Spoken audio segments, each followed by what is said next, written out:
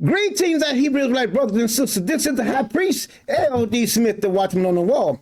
Family, as always, grab that King James. But first and foremost, we want to give a shout out to the whole family. Israel, that being said, family, we're going to go right into our teaching. Oh, we got a marvelous teaching, family. We got a marvelous teaching. But we must keep in mind that we have to obey all the words of the Most High God. This is where we're going.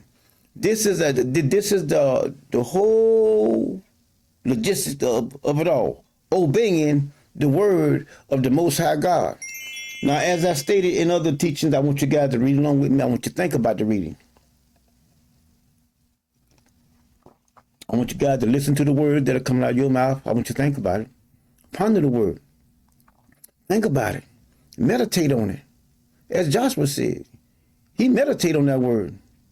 And see, that thing will become so, listen, this word will become so real to you. And then you begin to see stuff that other people just don't see. But it's all about how you spend time with this word. The Most High's word is full of life. It brings life. And it also brings death because it's all about what he says concerning you. Now, we're going to come from the book of Ezra. And we're going to just read just a few verses out here and then we're going to move on. But I want you guys to think about what is being said. We don't need a whole lot of scripture. See, you don't need that. All you need is to meditate on this little bit that we getting. Get a little bit here, get a little bit here, get a little bit here. And before you know it, you'll be full. Welcome, and if you are returning, welcome back.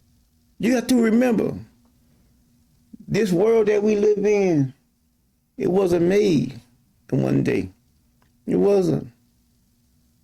See, so you can't get it all in just one setting. And as a matter of fact, we will never be able to get it all. We won't, because he's from eternity to eternity. His word is there is no end to it, and there's no beginning to his word. It's not. So we're going to go ahead and get started here. We're in the book of Ezra. Ezra, let's begin with Ezra 7, chapter 7, verse 11. It said, now, this is the copy of the letter that the king, I can pronounce his name, gave unto Ezra the priest, the scribe, even a scribe of the words of the commandments of the Lord, comma, and of his statutes to Israel. See that? All that he gave, all that the Most High gave, he gave it only to us. It's not for nobody else. It's for us. See, you are willing to look out there to see whether somebody else is keeping the commandments of the Most High, that 9 times out of 10, they don't have anything to do with us. You need to worry about you and us doing it. That's what you should see. If we can get our family a collective and get us all together and get us in line with this word, then when Elijah comes back from up there, we'll be on the same vibration, the same frequency that he's on. But see, like if you're not on the same frequency and the same vibration that he's speaking on, you're not gonna understand what he's saying. That's why the Christians, they can't understand what I'm saying over here. They try to, but they can't. We had one to come to the page and talk about my gold change. You shouldn't be adorned in gold. Talking about, that's what Jesus said over there in Peter. But I sent her back a message to let her know that when you go over there and look at Revelation 17 and see what John said over there about the women going to be in purple and scarlet and gold. And I said, now you pick the one that you want. See, because your Bible always is conflicting. But see, but God said that the priest supposed to have a gold plate, Aaron. He had a gold plate. up here on top of this. It's in Exodus. See, so you can see that they don't know what they're talking about. And then see, an individual that talks like that, they have a bunch of individuals that go along with them that is stupid as they are. So that's why it says a wisdom is too high for a fool. It is. They won't understand it. But let's keep on going here, though. But look what it says in verse 12 says, whoever this king is of kings, this in verse 12, Ezra 7, unto Ezra the priest, the scribe of the law of God in heaven. Now, this here is down at verse 12, but I'm going to go back up to verse 10. Let's look at verse 10, and then we're going to jump back down to verse 11 and 12. Look what 10 says. For Ezra had prepared his heart to seek the law of the Lord and to do it. See that? And to do it. And see, that's how I am. I go and I look and I try to seek out all that he shows me. And then I apply it to my life. And then I bring it to y'all. See, because if the head is drunk, then the body is drunk. I ain't drunk. Nah. I'm going to do this. We're going to do this. We're going to get back to those 2 tablets. Anyone that come across the stage here, they're going to know. Now, in the end, when everything is over with, they won't have no excuse to say, well, I didn't know. No. I'm showing you. That's why he said, he opened Ezekiel 33, he said, go and warn them of me. Warn them from me. Warn them from me. Why? Because I'm coming. I'm coming. Now look what it says here. To do it and to teach in Israel statutes and judgments. That's what it's all about. That's what see, the priest has to listen at the words out of the Most High's mouth, not out of somebody else's mouth. That's why I don't go to anybody else's page. One may say, well, you've been arrogant and pompous. No, I'm not. No, I'm not. Because the Most High told me that I should listen to the words at his mouth, not somebody else. So I don't need to go listen to nobody else.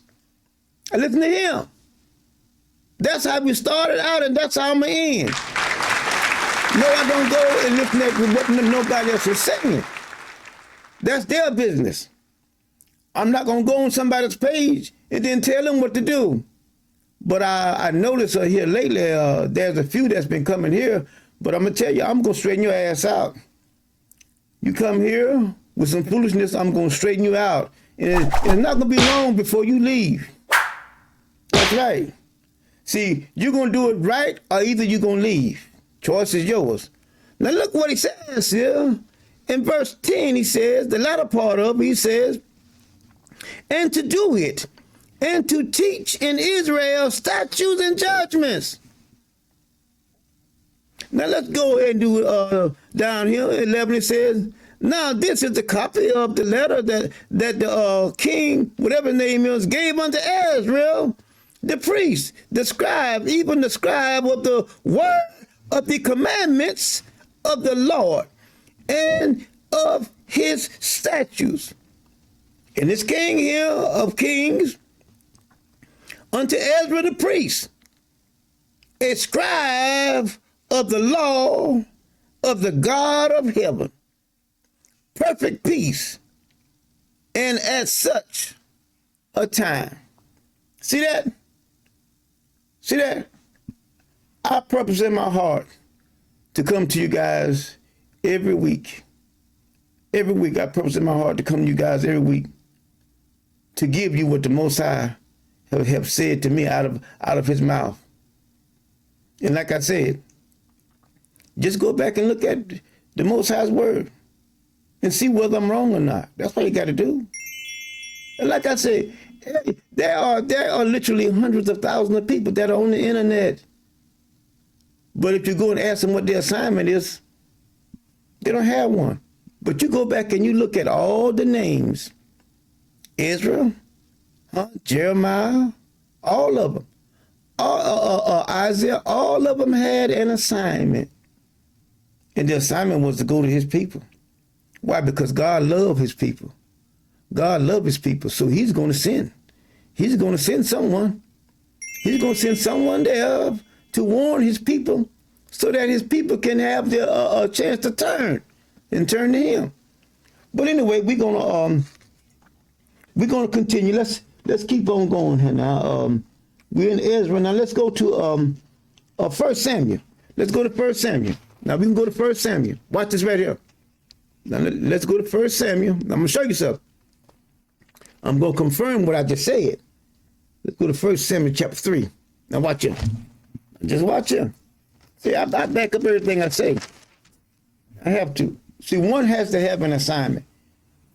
The Most High has to call you and tell you and give you an assignment. Now let's go here. 1 Samuel chapter 3. Let's look at verse 3. And the lamp of God went out in the temple of the Lord, where the ark of God was, and Samuel was laid down to sleep. That the Lord called Samuel, and he answered, Here I am. And he ran unto Eli and said, Here I am, for thou callest me. And he said, I call not. Lie down again. And he went and laid down. Now we're going to keep on reading here real quick. We're going to show you here. And the Lord called yet. Who did? See that? See that? The Lord called everyone that has a book after their name. Here, the Most High had interaction with them and called them and gave them an assignment. Anybody go back, even on the old platform, you will see I told you guys about the time the words came about the page and went inside my body down in my, when I was in my basement. I was 36 years old, and it was Ezekiel 33. Now see, now God never changes. God put his word, God talks about his word in Jeremiah, and he talks about his word in Isaiah. God doesn't change.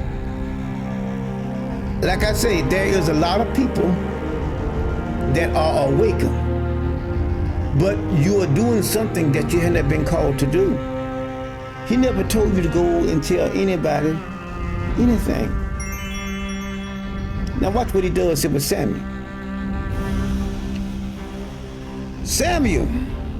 And Samuel rose and went to Eli and said, now this is verse 6. Here I am. Here am I.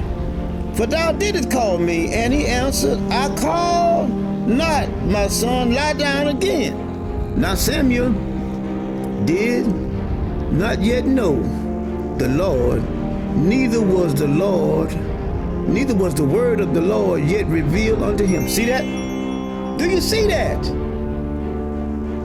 He had not even revealed a word to him, neither did he know anything about it.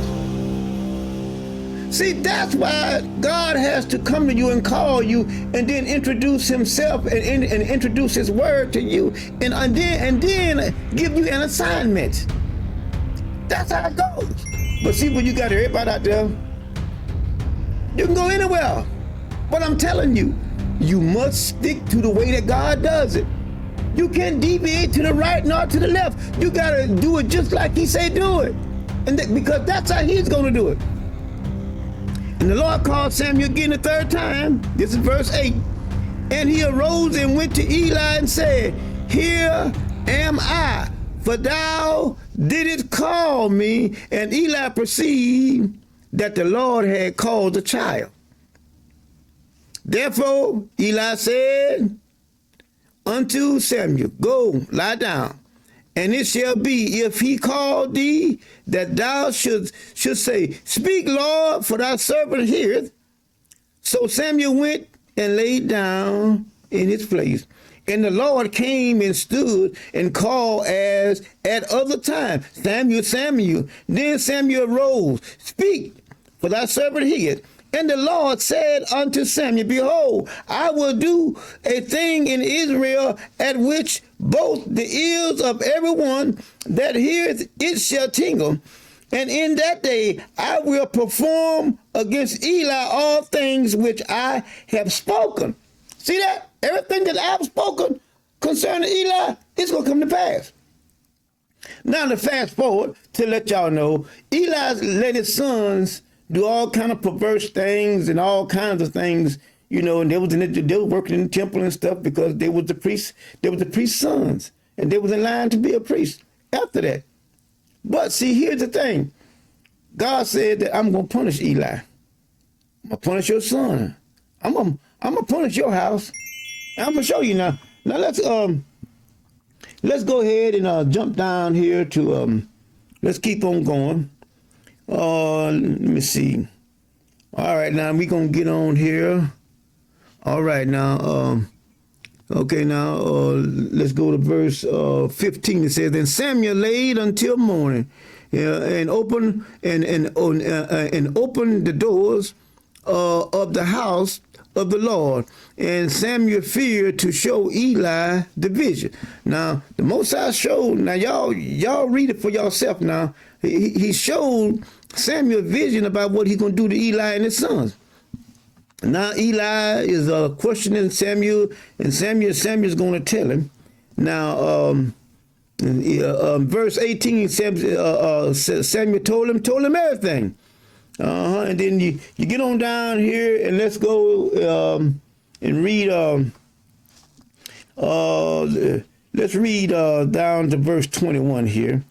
It says in 21, we are at verse 3 and 21. It says, and the Lord appeared again in Shiloh, for the Lord revealed himself to Samuel in Shiloh by the word of the Lord. And see, you can see here God still dealing with his word. God is going to show his word to his servant.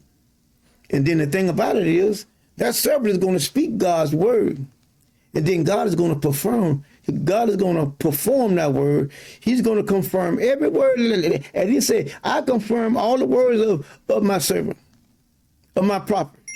See, God is going to do that. Why? Because the servant is not adding to his word. The servant is not taking away. The servant is telling it just like God says tell it. All right? Now, we're going to close there. We're going to close on that one. And then I guess we're going to pick up again. Well, let's go ahead on and do verse. Let's go ahead and do verse. Let me see. Where I want to stop it. But anyway, we'll pick up again in our next teaching. All right. So we're gonna close there on the count of three. Y'all know how we do. We come together on the count of three. Are you ready? 1, 2, 3. One word, one God, one people, one love. Levi. All praise, family. We say shalom. We love you.